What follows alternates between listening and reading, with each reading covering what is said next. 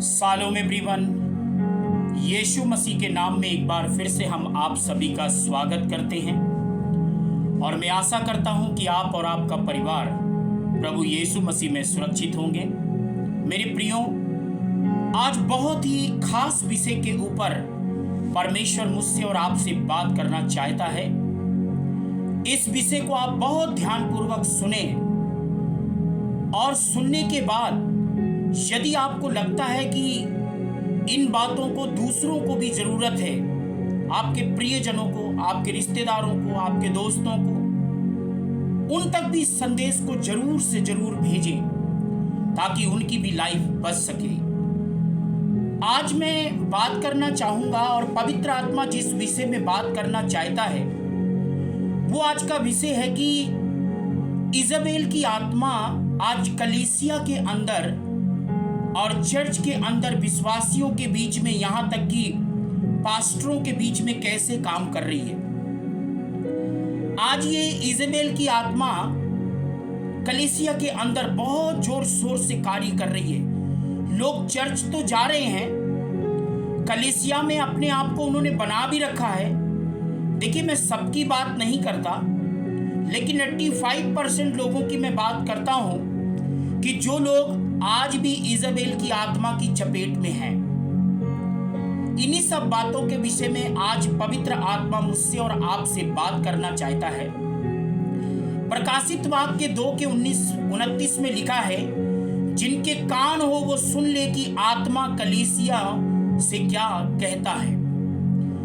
पवित्र आत्मा कलीसियाओं से कुछ कहना चाहता है और जो कहना चाहता है उसे हमें ध्यानपूर्वक सुनने की आवश्यकता है। मेरे प्रियो, प्रकाशित वाक्य के अंदर 7 कलीसियाओं के विषय में बाइबल हमें बताती है और 7 कलीसियाओं में से एक ऐसी कलीसिया जिसका नाम थुआतीरा के कलीसिया, और यह कलीसिया इजाबेल की आत्मा के चपेट में आ गई थी।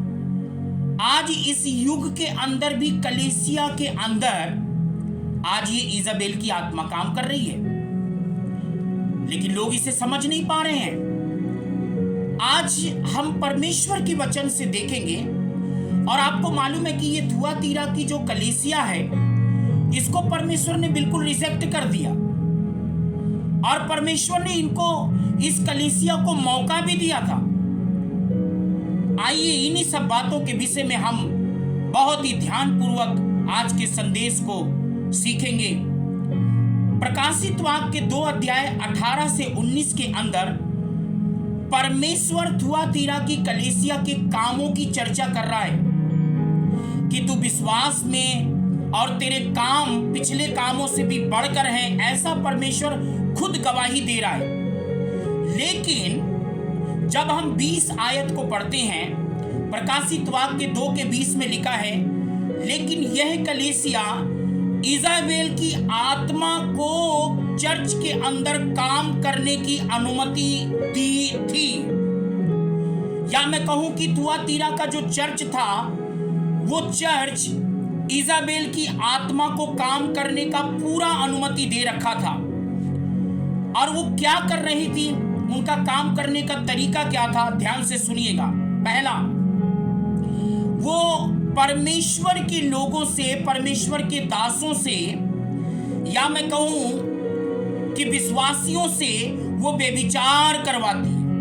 ठीक है, पहला काम इजाबेल क्या कर रही। आज मैं बहुत सारी कलीसियाओं के अंदर देखता हूं, लोग चर्च जाते हैं और वहां से लड़की भगा कर ले आते हैं, कलीसिया में जाते हैं और शादी कर लेते हैं। ऐसे मेरे पास बहुत सारी टेस्टमनियां हैं, बहुत सारी गवाहियां हैं और बहुत सारे मेरे पास अनुभव हैं। वो जाते तो हैं चर्च में और कलीसिया के अंदर जा रहे हैं, चर्च के अंदर जा रहे हैं, लेकिन वहां पर कुछ समय के बाद ऐसा होता है कि कलीसिया के अंदर ही आपस में एक दूसरे को अफेयर हो जाता है, लव अफेयर हो जाता है, प्रेम के चक्कर में पड़ जाते हैं, इश्कबाजी के चक्कर में पड़ जाते हैं और फिर कुछ दिनों के बाद वो भाग जाते हैं, भागकर शादी कर लेते हैं या अपनी मनमानी कर लेते हैं। ये कोई और नहीं है, ये इजाबेल की आत्मा है जो ऐसा करने की लोगों को अनुमति दे रही है।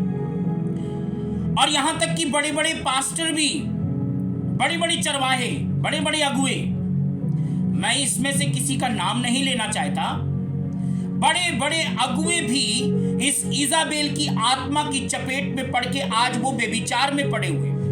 दूसरा काम क्या करती है, मूर्तियों के आगे चढ़ावे को खिलाती हैं। देखिए, पहला काम तो इजाबेल की जो दुष्ट आत्मा है, पहली काम तो वो बेविचार करवाती है, और दूसरा काम मूर्तियों के आगे जो चढ़ाया जाता है उसको खाने के लिए भी अनुमति देती हैं। आज न जाने कितने ऐसे विश्वासी हैं, मंदिरों में भी खाने चले जाते हैं। देखिए, मंदिर अपनी जगह पर सही है, मैं किसी के विरोध में बात नहीं कर रहा हूं। इस संदेश से आप ये ना सोचिएगा कि मैं मंदिर के कोई विरोध में बात कर रहा हूं, लेकिन यहां पर मैं बात कर रहा हूं हमारे प्रिय मसीही भाई बहनों के लिए, कलीसिया के लिए। वो मंदिरों का भी खा लेते हैं, या कोई मर गया है उसका भी रखा जाता वो भी खा लेते हैं, या कोई त्योहार आता है उसका भी खा लेते हैं। ये इजाबेल की आत्मा उनको खाने के लिए अनुमति। और ये थुआतीरा की जो कलीसिया थी, इस थुआतीरा की कलीसिया के अंदर बेविचार पाया जाता था, और मूर्तियों के आगे जो चीज चढ़ाई जाती थी उसको ये लप से खा लिया करते थे। और 21 आयत में, प्रकाशित वाक्य 2:21 में, परमेश्वर ने इस कलीसिया को मन फिराने का अवसर भी दिया था, लेकिन इन्होंने मन फिराना ही नहीं चाहा। आज जो लोग भी इजाबेल की आत्मा की चपेट में हैं, और इजाबेल के बारे में बाइबल, परमेश्वर के वचन में बताया जाता है कि जिसकी वो बेटी थी वो बाल देवता का पुजारी था, और ये इजाबेल अपने पिता के नक्शे कदम पर चली, ठीक है, अपने बाप के नक्शे कदम पर चल रही थी। और ये इजाबेल ने क्या किया कि थुआतीरा की कलीसिया के ऊपर कब्जा कर लिया और उनसे बेविचार करवाने लगी, और मंदिरों का या चढ़ावे का या पूजा पाठ का या किसी भी चीज का वो खाने के लिए भी थुआतीरा की कलीसिया को ये इजाबेल की आत्मा उनको उस्काने लगी और वो खाने लगी। देखिए, अब जो मैं यहां पर कहने जा रहा हूं उसे ध्यान से सुनिएगा। जिन जिन लोगों के पीछे इजाबेल की आत्मा काम करेगी या कर रही है, या जिन कलीसियाओं में या जिन मंडली में या जिन जिन लोगों के जीवन में या जिन पासवान के या जिस विश्वासी के जीवन में ये काम कर रही होगी, तो इस 6वें, 7वें और 8वें महीने के लिए ये भविष्यवाणी है कि परमेश्वर कुछ करने जा रहा है।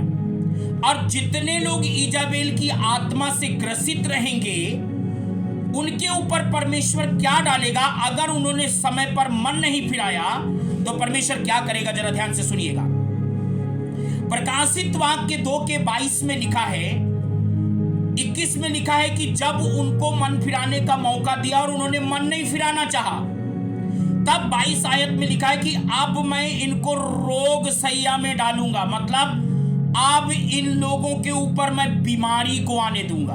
अब देखिएगा, 6वां, 7वां, 8वां, ये 3 महीने जितने लोगों के पीछे इजाबेल की आत्मा काम कर रही है, पवित्र आत्मा ये मुझे दिखा रहा है कि ऐसे लोगों के ऊपर भयानक बीमारियां आना चालू हो जाएंगी। भयानक बीमारी, रोग सैया में बिस्तर पकड़ लेंगे और शरीर उनका क्षीण होता चला जाएगा, दुर्बल होते चले जाएंगे, रोग का पता ही नहीं चलेगा। और लिखा है दूसरी बात, और बड़े क्लेश डालूंगा। मतलब कई प्रकार की समस्या, फाइनेंशियली प्रॉब्लम इस 3 महीने के अंदर अंदर आएगी। 6वां, 7वां, 8वां, जितने लोग बेविचार से या जितने लोग चढ़ावे चढ़ाने के खाने से या जितने लोग इजाबेल की आत्मा जिनके जीवनों में काम कर रही है, या भरमाने का काम या गुमराह करने का काम, कलीसिया तोड़ने का काम भी इजाबेल का है। और जितने लोग ये इजाबेल की आत्मा के चंगुल में फंसे हैं, वो सब के ऊपर मैं रोग बीमारी को आने दूंगा और उनके ऊपर बड़े क्लेश आएंगे। मतलब क्लेश क्या, घर में तांडव होगा, परिवार में तांडव होगा, ठीक है, आपके फाइनेंस के ऊपर तांडव होगा, फाइनेंस की प्रॉब्लम आएगी। तीसरी बात क्या है, उनके बच्चों को मैं मार डालूंगा। देखिए ध्यान से सुनिएगा, जितने लोग इजबेल की आत्मा की चपेट में हैं, या जिन जिन कलीसियाओं के ऊपर पवित्र आत्मा मुझे इस बात को कहने की इजाजत दे रहे हैं और कह रहे हैं कि कलीसिया को चेतावनी दें कि जो कलीसिया, जो विश्वासी, जो पासवान आज भी इस इजबेल की आत्मा की चपेट में हैं, उनके ऊपर, उस कलीसिया में ऐसे लोगों के ऊपर बीमारियां आएंगी, विपत्तियां आएंगी, उनके बच्चों के ऊपर भी समस्या आएगी। और चौथी बात, हर एक को उसके कामों के अनुसार मैं बदला दूंगा। यहां परमेश्वर कह रहा है। और प्रकाशित वाक्य 2:26 में लिखा है, जो जय पाए और मेरे कामों को अंत तक करता रहे, उसे मैं अधिकारी बनाऊंगा। यदि हम समय से पहले मन नहीं फिराएंगे तो ये सारी विपत्तियां, ये सारी प्रॉब्लम आपके ऊपर आ सकती है। हो सकता है परमेश्वर का वचन आपसे बात कर रहा है, बहन आपसे बात कर रहा है, भाई आपसे बात कर रहा है, मेरे प्रिय आपसे बात कर रहा है। आपको मन फिरा लेने की जरूरत है, बदल जाने की जरूरत है। इजबेल की आत्मा से तुम्हें बाहर निकल आना है। यह यहेजकेल 18:30 में लिखा है, पश्चाताप करो और अपने अपराधों को छोड़ दो। क्योंकि 31 आयत यहेजकेल 18:31 में लिखा है, अपना अपना मन और आत्मा दोनों बदल डालो। 32 आयत में लिखा है, पश्चाताप करो ताकि तुम जीवित रहो। देखिए, जो पाप करेगा वो मरेगा, ऐसा यहेजकेल 18 अध्याय के अंदर लिखा है। और मैं आपसे कहना चाहता हूं कि इस इजाबेल की आत्मा से तुम्हें बाहर निकल के आना पड़ेगा। इजाबेल की आत्मा बेविचार करवाती है।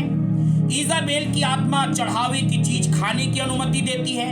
इजाबेल की आत्मा कलीसिया को तुड़वाती है, मिनिस्ट्री खराब करती है। इजाबेल की आत्मा पास्टरों के विरोध में काम करवाती है। यदि ये सारी चीजें आपकी जिंदगी में काम कर रही है और यदि आप इजाबेल की आत्मा की चपेट में हैं, तो राइट नाउ, अभी इसी समय परमेश्वर तुमको मन फिराने के लिए मौका दे रहा है। मेरे प्रियो, इजाबेल की आत्मा को कमांड करो, उसको डांटो और इजाबेल की आत्मा से तुम बाहर निकल आओ। क्योंकि 6वां, 7वां, 8वां आप अपनी आंखों से देखेंगे, आप अपनी आंखों से देखेंगे। जो लोग इजाबेल की आत्मा की चपेट में रहेंगे, ये 6वां, 7वां, 8वां, मतलब जून, जुलाई, अगस्त, ये 3 महीने के अंदर अंदर मैं भारी विपत्ति को उन कलीसियाओं पर लाऊंगा। क्योंकि लूका 3 अध्याय के अंदर लिखा हुआ है कि मैं अब अपने खलिहान को साफ करने जा रहा हूं, मैं अपनी कलीसिया को साफ करने जा रहा हूं, भूसी को आग के लिए और दानों को मैं खत्तों में बटोरूंगा। याद रखिएगा, यदि अभी तक मन नहीं फिराया तो आपको मन फिराना है। ऐसा ना हो कि आपके ऊपर बीमारियां लग जाएं, ऐसा ना हो कि आपके ऊपर विपत्तियां आना शुरू हो जाएं, ऐसा ना हो कि आपके बच्चों के ऊपर प्रॉब्लम आना शुरू हो जाए। क्योंकि बाइबल के अंदर निर्गमन में लिखा है कि मैं नाती पोतों को, पर पोतों को, उनके पीढ़ियों का, उनके माता पिता का मैं दंड देता हूं, पितरों का दंड मैं उनके बच्चों को देता हूं। यदि आज आप नहीं सुधरे, यदि इस इजाबेल की आत्मा से तुम बाहर निकल के नहीं आए, तो याद रखिएगा, दंड तैयार है। दंड कभी भी आ सकता है और वो दंड के चपेट में आप कभी भी आ सकते हैं। परमेश्वर आपको इजाबेल की आत्मा से बाहर निकलने का मौका देता है। आज ही मन फिरा लीजिए और घुटनों में आ जाइए, प्रभु के सामने रोइए, प्रभु के सामने छाती पीटिए और प्रभु से कहिए कि आज मुझे इस इजाबेल की आत्मा से मुझे बाहर निकाल लो। Hallelujah, hallelujah, hallelujah, hallelujah, hallelujah. रिबाना शांदना रोंदोलोबो रियांदानामा शकुंदलाबा रियाटा ब्रोहोटो लिबरे बबनगा दिनागा दूरबालगदन महंदनागा दिनिबिरियंथे। जितने भी जवान बेटे और बेटियां ओ इजबेल की आत्मा की चपेट में हैं, जितने भी अगुए इजबेल की आत्मा की चपेट में हैं, जिन जिन कलीसियाओं के अंदर इजबेल की आत्मा काम कर रही है, जिन जिन विश्वासियों के अंदर इजबेल की आत्मा काम कर रही है, मैं इस इजबेल की आत्मा को मैं डांटता हूं यीशु के नाम में। कलीसिया आजाद हो जाए, विश्वासी आजाद हो जाएं, तेरे बेटे बेटियां तेरे दास आजाद हो जाएं यीशु के नाम में।